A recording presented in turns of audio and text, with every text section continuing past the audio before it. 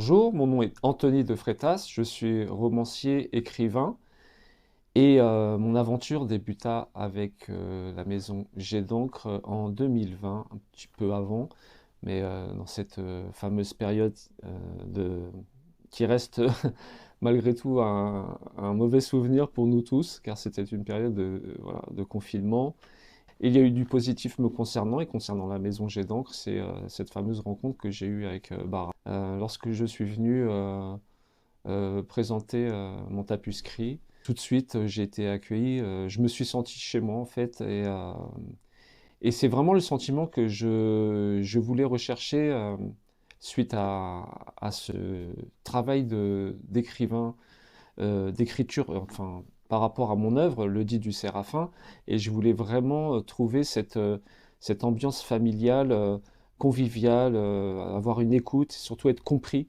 C'est ce que Jet d'encre m'a permis d'avoir, et, euh, et ça a été le début voilà, d'une grande aventure.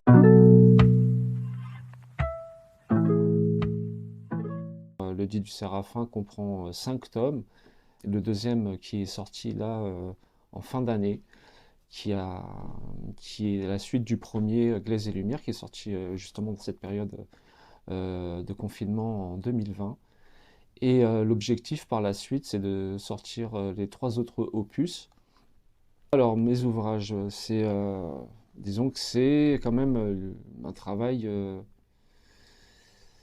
qui est basé sur des années de réflexion, notamment sur l'origine de l'humanité, sur ce qui touche à la spiritualité, ce qui touche aussi à l'utopie, la dystopie d'une société, comment celle-ci peut grandir, peut s'étoffer de connaissances, de savoir, et de porter en germe sa propre dégénérescence.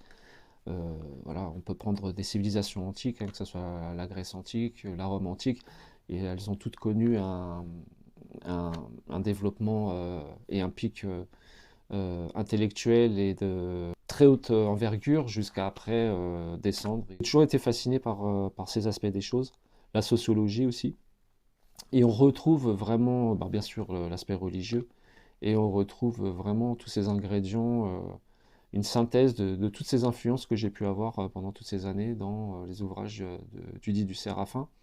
Le but du Dit du Séraphin, c'est un petit peu de...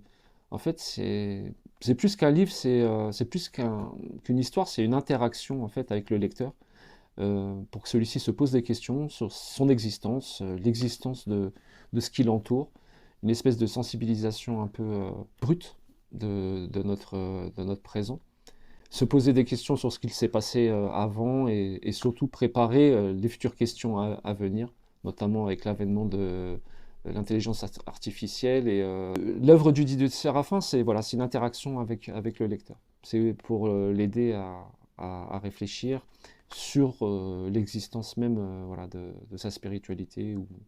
Voilà.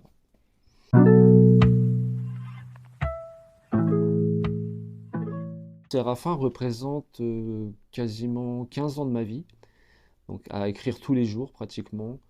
Après, une routine de lecture, d'écriture, j'en ai pas forcément, c'est intuitif. Des fois, je ressens l'envie d'écrire un jour plus qu'un autre. Et en tous les cas, oui, j'écris tous les jours. Ça peut être 10 paragraphes, comme ça peut être 5 pages.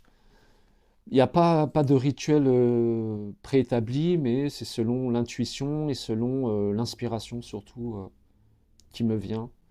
Et après, c'est pour un corpus littéraire aussi important que le Dit du Séraphin, c'est quand même une pentalogie, euh, voilà, une histoire qui se décline sur 5 tomes. C'est vraiment un travail de fond en fait. Et comme tout travail de fond, il y a une régularité à avoir malgré tout. Et c'est surtout sur l'inspiration en fait. Voilà. S'il y a des jours où je suis plus inspiré que d'autres, le travail fourni sera plus important. Mais voilà, en tout cas, l'écriture, elle est là quotidienne.